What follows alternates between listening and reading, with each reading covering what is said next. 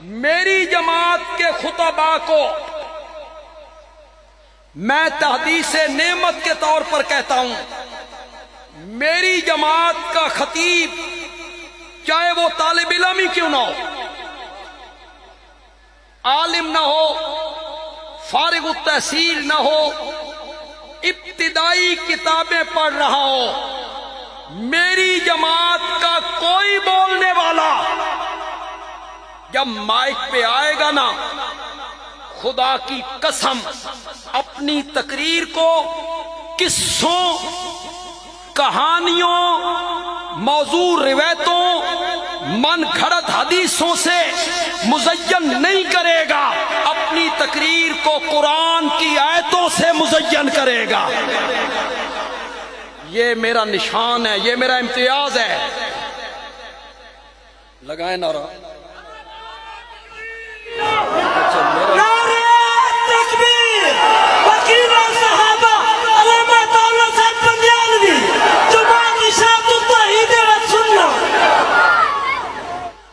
یہ میری جماعت کے خطباء کو شرف حاصل ہے، سٹیج میری جماعت کے مقررین سے، خطباء سے، زعماء سے بھرا ہوا ہے، یہ شرف میری جماعت کو حاصل ہے۔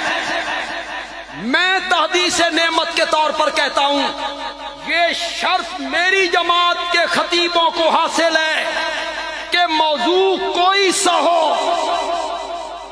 جلسے کا عنوان کوئی سا ہو، میری جماعت کا خطیب اس موضوع میں سے توحید بیان کرنے کا راستہ نکالتا ہے۔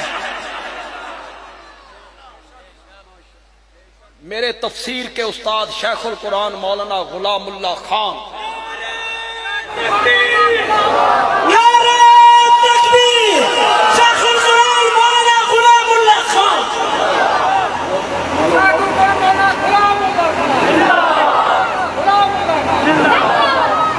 وہ کہتے تھے، جس طرح بسم اللہ پڑھے بغیر روٹی بے برکت ہو جاتی ہے، اسی طرح میں توحید بیان نہ کروں تو تقریر میں کوئی برکت باقی نہیں رہتی۔ راستہ نکالتا ہے میری جماعت کا خطیب، سنت یوسفی پر عمل کرتے ہوئے۔ علماء کو تو سمجھ جانا چاہیے یار، مجمع میں یار علماء کی تقریریں سنتے رہتے ہو۔ وہ جو دو قیدی آئے تھے حضرت یوسف علیہ السلام کے پاس، وہ توحید سننے آئے تھے، توحید سننے آئے تھے، وہ تو خواب کی تعبیر پوچھنے آئے تھے، ہمیں خواب کی تعبیر بتا۔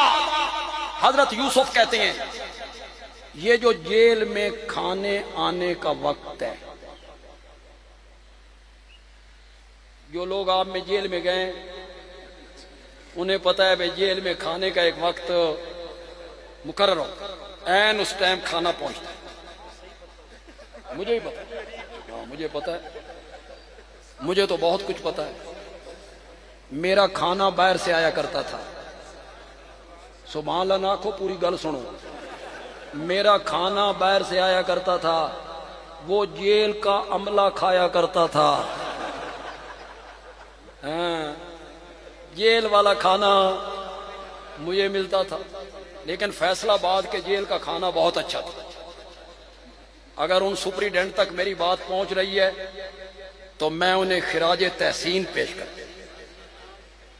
جیل میں جو قیدیوں کو کھانا دیا جاتا تھا وہ بہت اچھا تھا، لیکن وہ کھانا مجھ تک اپنا نہیں پہنچنے دیتے تھے بے کدائی وچ زہر نہ ملے۔ کھانے آنے کا ایک وقت مقرر ہے، اس میں ہوں گے نہ کوئی 10-15 منٹ۔ حضرت یوسف کہتی ہے، کھانے آنے سے پہلے میں تمہیں خواب کی تعبیر بتاتا ہوں، پہلے مجھ سے مسئلہ توحید سنو۔ وہ قیدی توحید سننے آئے تھے، بولو تو صحیح یار۔ حضرت یوسف نے پھر توحید سنانے کا راستہ نکالا کہ نہیں نکالا؟ اشاعت التوحید کے خطباء سنت یوسفی پر عمل کر